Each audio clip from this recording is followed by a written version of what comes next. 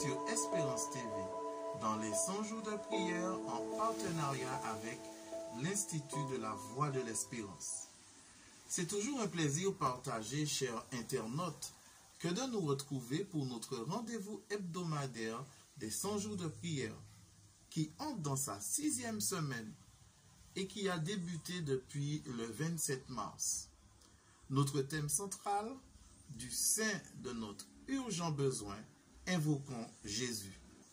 Personne n'aime les moments difficiles.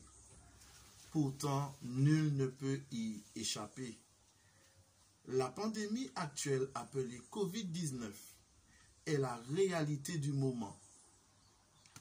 Les médias du monde entier nous rappellent avec impuissance combien le coronavirus est bel et bien horrible. Mais le Dieu de paix et de vérité que nous servons nous dit dans le psaume 126, les versets 5 et 6, écoutez, ceux qui sèment avec larmes moissonneront avec allégresse. Celui qui marche en pleurant quand il porte la semence revient avec allégresse quand il porte ses germes. Chers amis internautes, restons connectés à notre Jésus, le maître de l'impossible. Notre texte du jour se trouve dans le livre de Marc au chapitre 10 et au verset 27. Jésus les regarda et dit, « Aux hommes, cela est impossible, mais à Dieu, tout est possible. » Dans cette histoire relatée par l'auteur, Jésus nous rappelle que l'or et l'argent ne peuvent acheter le royaume des cieux. Seul l'amour de Dieu le Père peut transformer en possible l'impossible.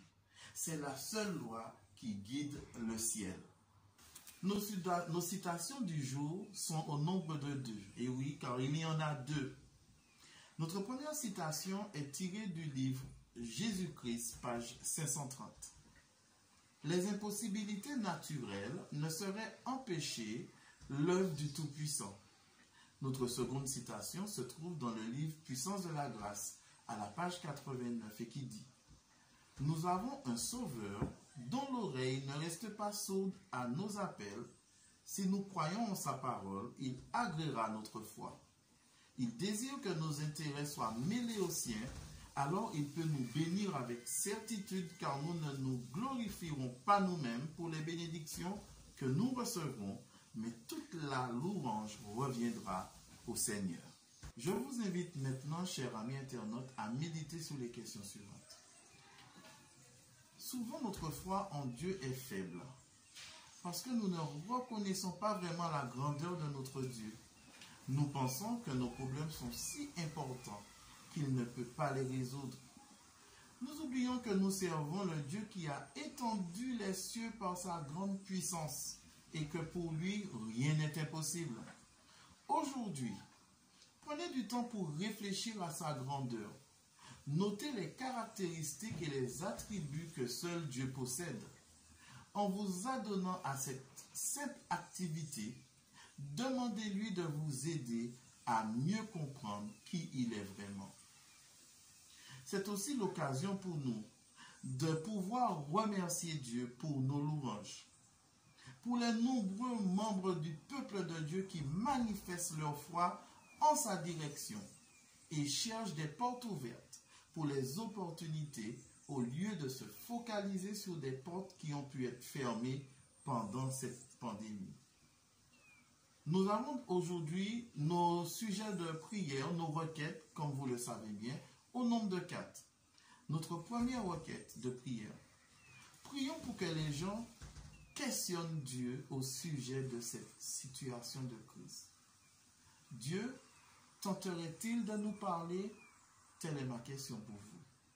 Mais encore, prions pour les nombreuses personnes dans les pays les plus pauvres qui n'ont pas de travail et qui ont du mal à se procurer, ne serait-ce que les aliments de base, un peu de riz, un peu de maïs. Beaucoup courent le danger de mourir de faim.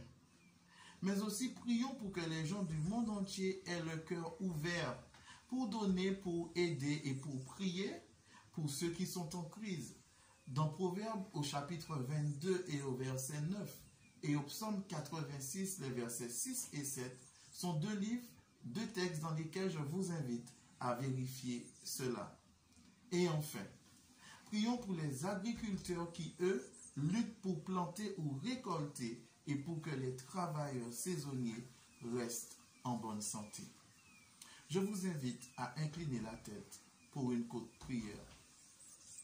Tendre Père Céleste, nous réalisons durant ce temps de confinement lié à cette pandémie que nous recevons jour après jour cette manne que tu nous envoies. Merci de nous avoir confié ta parole, de nous nourrir de cette parole et de nous rassurer par la présence de ton esprit. Merci de l'énergie que tu renouvelles en chacun d'entre nous par l'étude de ta parole. Nous te remercions et nous t'en prions au nom et par les mérites de ton Fils Jésus et pour ta gloire. Amen. Nous vous remercions, chers internautes, pour l'attention que vous avez portée à ce petit moment de méditation que nous avons. Et nous vous